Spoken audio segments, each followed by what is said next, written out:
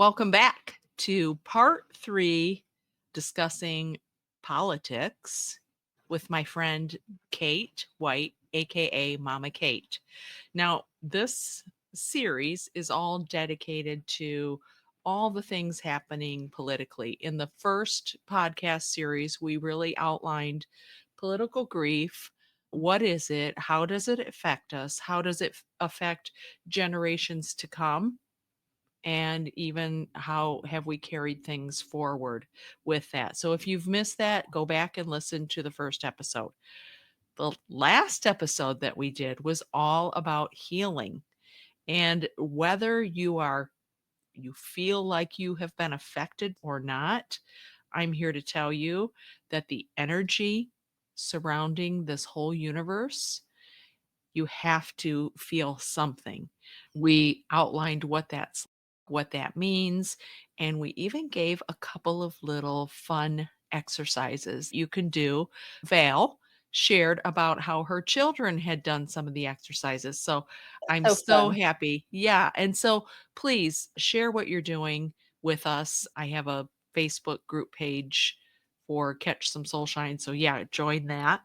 And today I'm really excited because we're going to talk about activism. And what I left you with last week was this quote: faith without works is dead, right? We can have faith and do mind shifting and meditation, but I truly believe that we have to be active. Kate and I have special interest groups that are dear to our heart that Yeah, we have both been active in, and we're going to talk a little bit about that. yeah, But the first thing I want to talk about is knowing when to speak up. If certain people, whether they have visas or not, speak up, they are at risk of being arrested yeah. and put in jails, or I've seen some of them, they look similar to concentration camps, and they could be there for months. Without without charges, without legal representation, without contact with anybody outside of the institution. Sometimes they don't know where they are. So it's very frightening for a lot of people to Yeah. speak up. Knowing when to speak up is important. I recognize my privilege. It isn't safe for certain people to be politically outspoken right now. It is not safe for them to show up at a march. It is not safe for them to hold a sign. Forget speaking at the microphone. There is a there is a large percentage of our population that it is becoming more and more unsafe, less and less safe to use our First Amendment right to free speech, Mhm. to protest or express how we feel about certain things. And so the trans and queer communities that are being threatened, there have been statements that it's a felony to protest or support of certain groups or certain ways of being, whether that is the Palestinian Hamas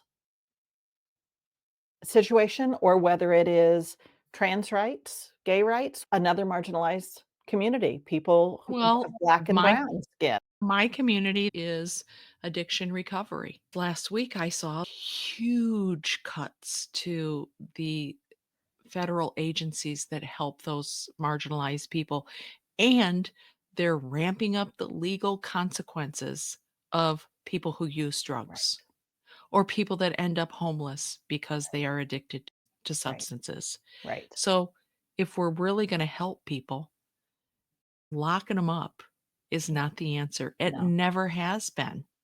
It no. doesn't help. It just creates that perpetual circle of addiction.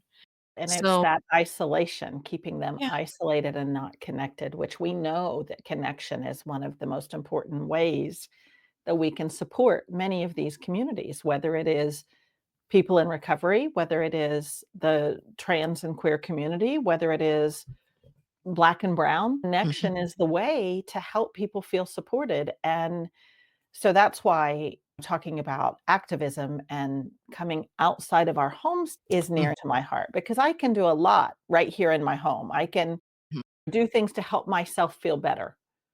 Yeah. It's now, what can I do to communicate my support and have my voice heard? It is safer for me to be the one speaking at the microphone than it is for other people. So there's a situation tomorrow in our community at the civic court that they have a hearing and they're asking people to come and speak, and specifically for people who support the community. So it's that way across the nation, even in these micro ways, small decisions in our communities, not just the big ones in our nation, although those are very important too. Mhm. Yeah. I know the nonprofit organization that I'm involved with a couple, but Ohio Can Change Addiction. We've always been a grassroots, but some chapters have federal funding. I have a friend that runs a homeless outreach. They feed people and create connections. People think, oh, you're giving those people food or they're drug addicts. The number one conversion to recovery comes from that communication Yeah, they have at outreaches. They're making a huge difference, but yeah, funding is being cut. So, what can we do? Boots on the ground, right? yeah. Just by showing up. The arc of the moral universe is long, but it bends towards justice by Martin Luther King. We might not feel like that now. Is it bending towards justice? It seems like it's bending away sometimes, but the arc is long. Yeah, We have the power to make a difference. that's right. When Brad was in treatment in Florida, we talked almost every day. I knew he was doing well when I would ask him, "Hey, who you helping today?" And Oh, he told me, "I went to the dog shelter and walked some dogs, and I helped this one girl load up some things." And when he passed away, I received this black book with so many notes from people telling me little things that he had done for them. And that's so precious, and that's so important that you received that beautiful gift. and that's how we make a difference in this It world. is. I really I guess I do care what side of the political spectrum you're on, but my point here is it really doesn't matter. No. If you wanna make a positive change in this world, no matter what side you're on, you've gotta get active.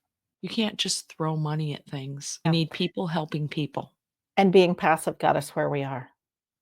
Mhm. The sitting and expecting other people to do it for us. My mother has often been a little bit frustrated at the people, the young women in my family, extended family, who don't find it important to vote.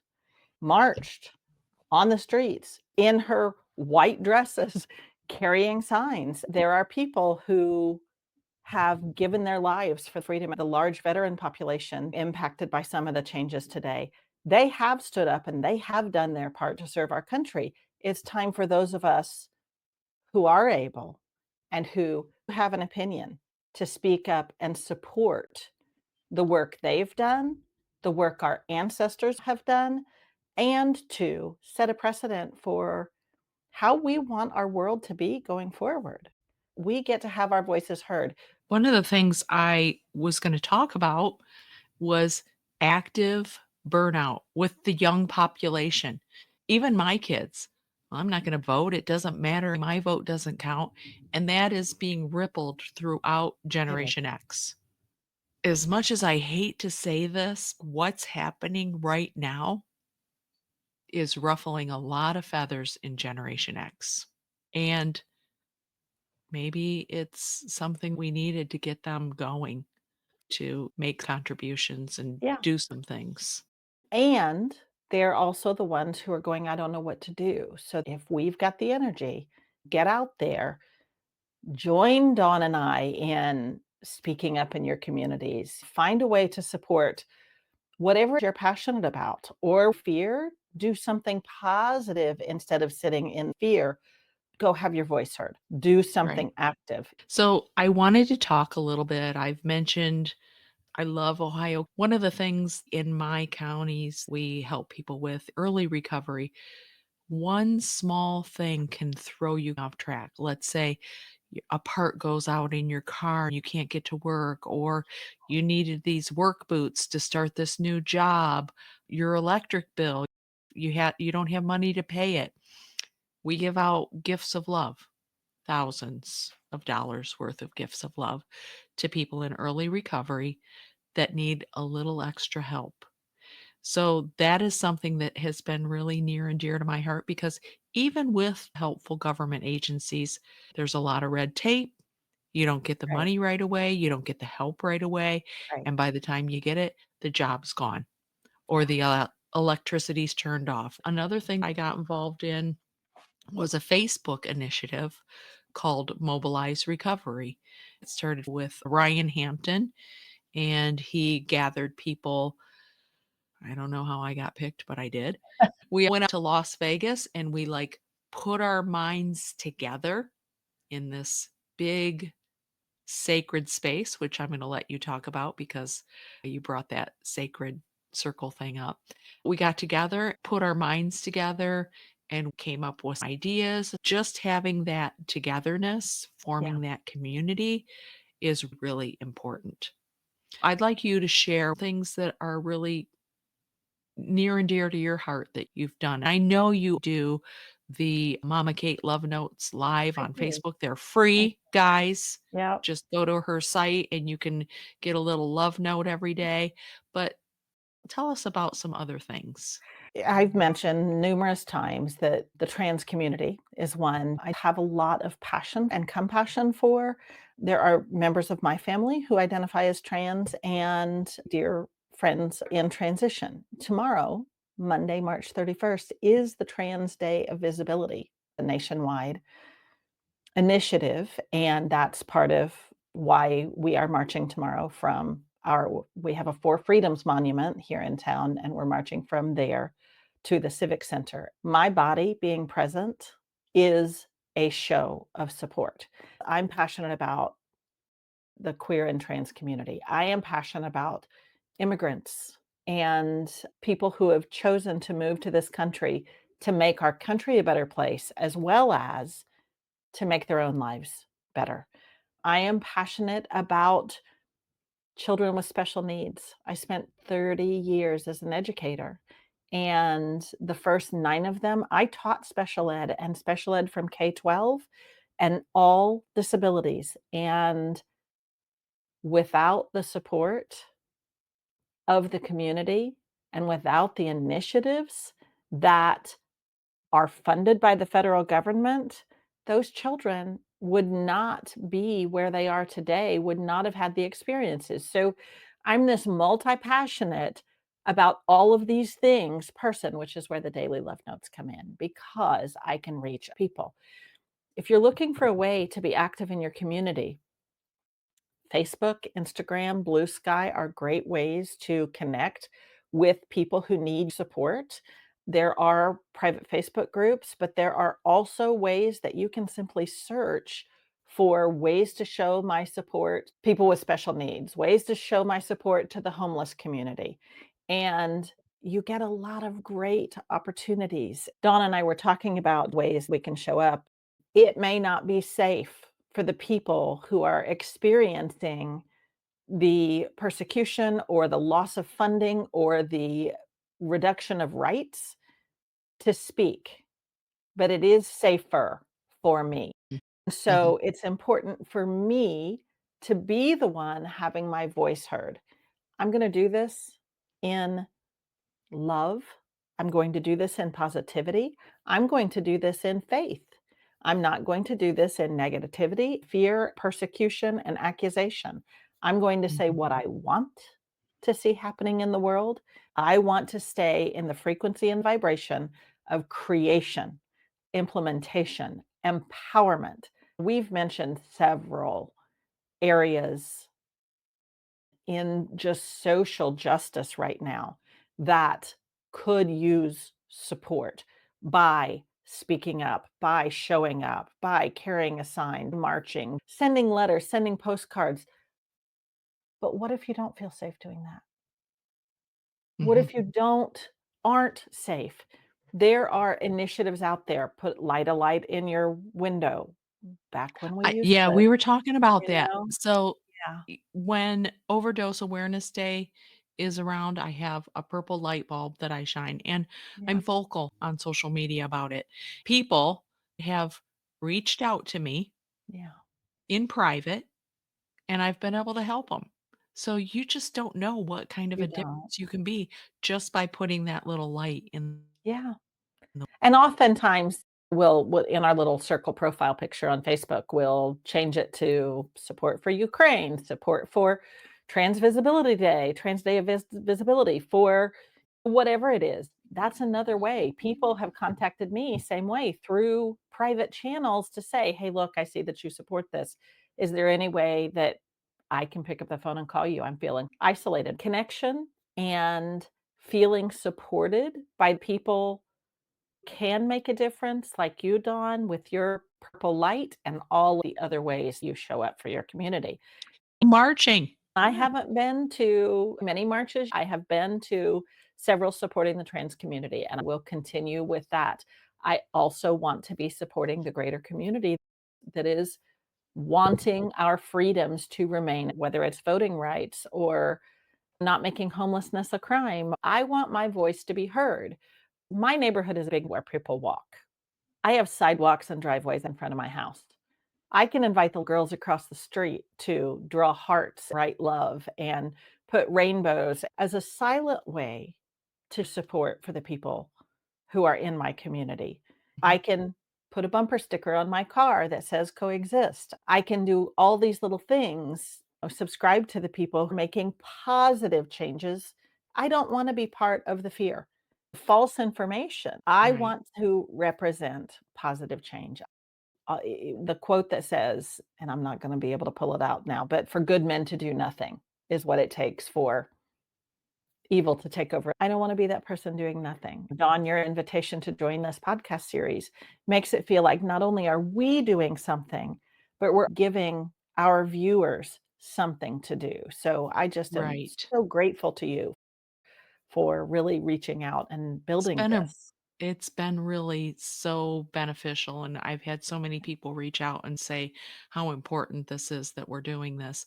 And I wanted to mention, and I know you feel the same, I am really connected to the environment. I Yeah. love nature. Nature is one of the tenets in my creative grief freedom Yeah. formula. It's so healing. I strive to keep our parks, Yeah. national forests, and my community clean, and we recycle, and this year we're putting in this big garden and not using pesticides. So Yeah. there are things that you can do on a small scale Micro to make level. this I don't use world. paper towels anymore. I don't wanna Yeah, use Ziploc baggies the way I have in the past.